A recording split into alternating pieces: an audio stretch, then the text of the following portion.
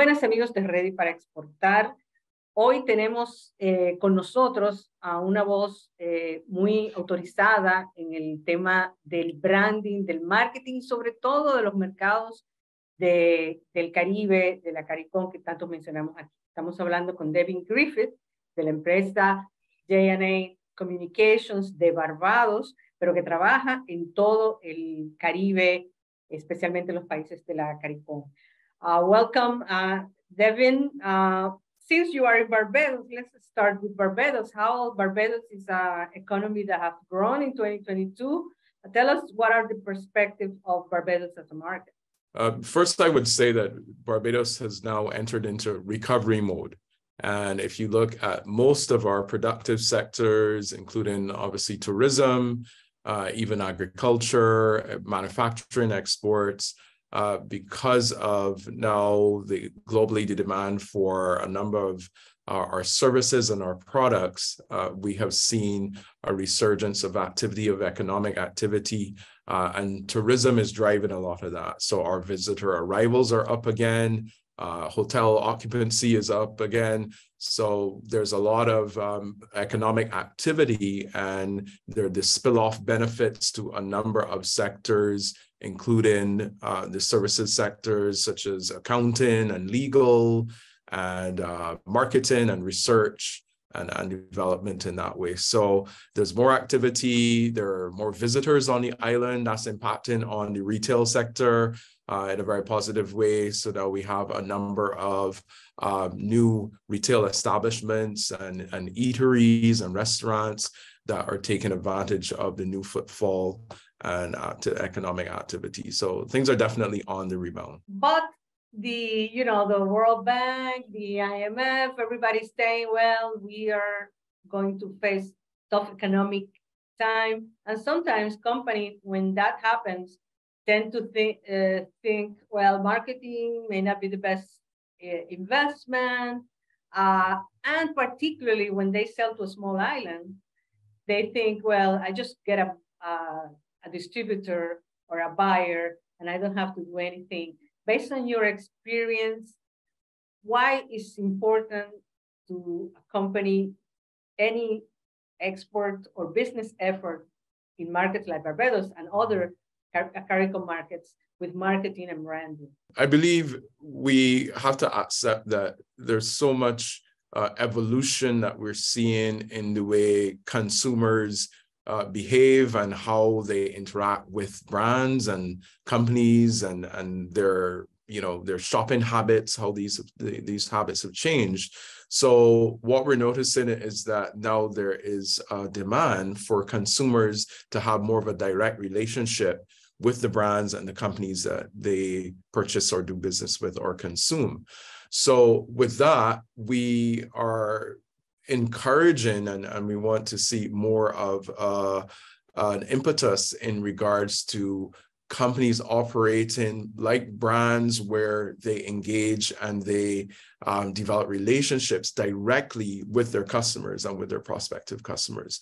That is influencing the marketing space. And what we're seeing is the emergence of very transactional type online solutions for businesses, where they can now conduct more of their business, 60-70% of their business in an online or in digital space. Very often that's even just on a mobile phone. So brands want to be more accessible to their customers and their prospective customers, and those prospective customers or current customers want to have a greater deal of access. So it means that in terms of the channels, those methods, those vehicles that you use to communicate, to engage, to service your customers and your clients, those now need to be real time. And that means digital platforms. So we're seeing a very high penetration or an increase in terms of online social media platform usage, platforms such as Instagram, platforms such as Facebook, even LinkedIn on the business-to-business side. So definitely there's this demand for customers to engage directly with brands. One of the challenges when we talk about Dominican Republic doing business in the Caribbean and vice versa, is the cultural differences, because we are all Caribbean, but at the same time, we come from different motherlands, we have different languages, but also culturally. If you were advising a company from the Dominican Republic that is trying to enter Barbados or other CARICOM markets, what are the one or two things that they should take into consideration that are maybe more particularly to the CARICOM market than other markets? Our markets, I will say that the Eastern Caribbean and the OECS markets are relatively small markets, but they're markets that can be lucrative, even though they're small. But the thing is, because they're small, then the relationships, the networks, the niches, the smaller cliques in terms of business circles, in terms of networks, those tend to be very close-knit. So we often recommend to our clients, and because we're in the business of helping brands to reach their fullest potential, and that's the way we position it.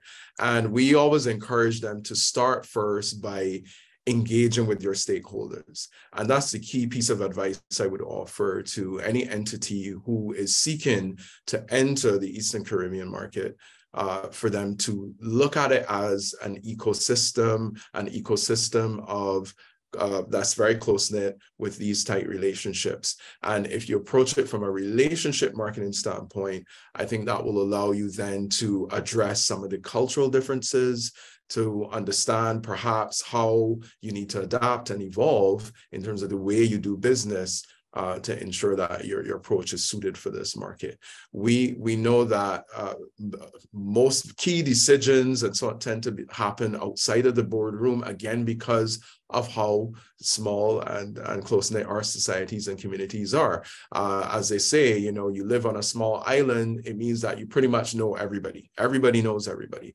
So in that way, you'll notice that the relationship and building trust with your partners is essential in order to, you know, be able to really seek out those opportunities and secure opportunities with business partners and so on. So recommendation is get to know the landscape, get to understand the culture, and maybe invest in the relationship and in the market in ways such as corporate social responsibility, show some authenticity in terms of your interest in the market and the people. And we believe like that method of reciprocity then allows you to have the access to the market, to the key players, to you know, the decision makers, the industry players who could really have some influence and major influence on your success. I completely agree with you that visiting, that's something I always mention, because it is important that face-to-face, now that we can go back to face-to-face again, still transportation is a challenge in the region, but hopefully it's improving. We have Dominican Airlines that is seeking to establish a linkage with Barbados and with other CARICOM markets. So we are looking forward to that time where there's only 2 hours to get to Barbados instead of the whole day. Yes. But also you mentioned something about knowing the people and the difference, and I think educating each other a little bit more is very important, and taking that time. Besides visiting and as a marketing expert, what other things you would recommend? Have newsletters, have a material in English, of course, but also what other things can they do to learn more about the clients, but also the potential clients, but also show the potential client more about their products or service? Yeah, I think a good place to start the response to this question is to, for me to make the point that in our business and how we service our clients, we aim to be very unique in the space, because we recognize that business is diverse. We recognize that market sectors and so on are very unique in many ways and nuanced. So what we encourage our clients to do is to think about their purpose, to think about what is their monumental contribution that they can make to society, even to the world, that impacts on positive change, that impacts on areas that matter to your society. So as an organization, our ethos and our purpose is to work with brands and to develop them so that they can impact on the world in a positive way. So our recommendation then tends to center around the idea of being purpose-centric. Being purpose-centric means that, and it will influence you to conduct the necessary research, to ensure that you don't make assumptions about the market. It really influences you to delve deep, to understand your market, to understand the people that you want to develop these relationships with. And that tends to help inform how you approach developing your products or redeveloping and repositioning your products ideally for the market. It helps you to inform how you go about positioning and selling the value of the products so that the perceived value is recognized by your target audience.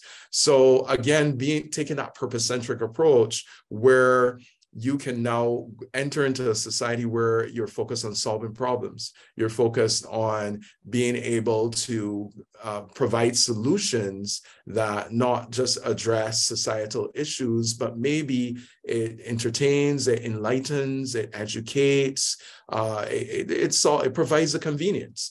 And I think that tends to point you to perhaps how best to approach the market. So in terms of then how you execute that, technology hasn't been impacting on marketing in a significant way. And again, because there's so many tools and there's so many platforms that can be leveraged then to engage with your audience, where you can circumvent those roadblocks that previously might have been a challenge or might have been the issue in terms of accessing audiences. You can now find ways to really be more direct. So it also helps as well to understand the profile of your audience.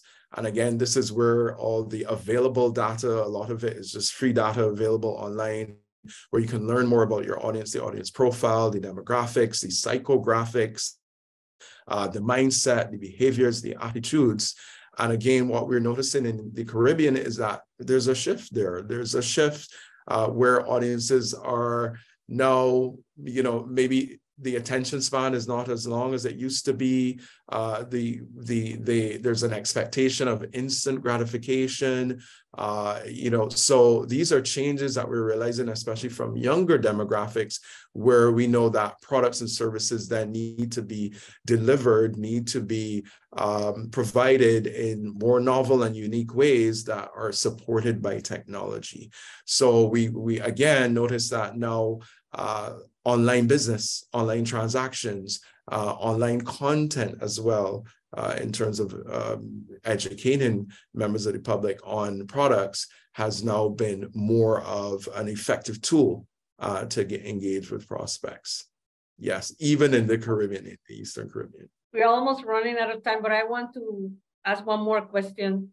In terms of a strategy, could a company do an Eastern Caribbean marketing strategy, or would they need to do a country by country strategy? Yeah, believe it or not, as much as we would want to think that the Caribbean is homogenous and there are all these similarities, what we found is that even from small country to small country, there are cultural nuances, there are habits and preferences that differ significantly. And so each market, each country is a microcosm, I would say, of the Caribbean space, yes, but then they're very unique and they're very distinctive cultural traits based on traditions, based on certain customs and ways of doing things that we notice are unique from island to island, country to country.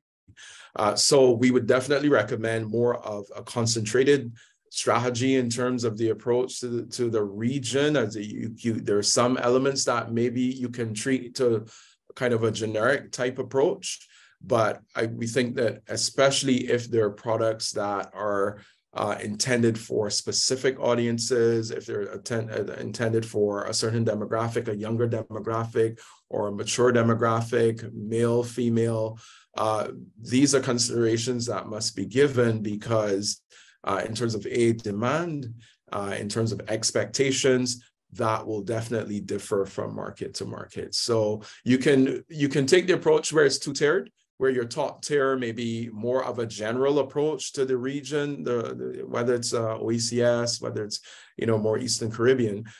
You can go general, but then you have a second tier that is more clearly defined and specific and distinct to each market. Thank you for accepting our interview.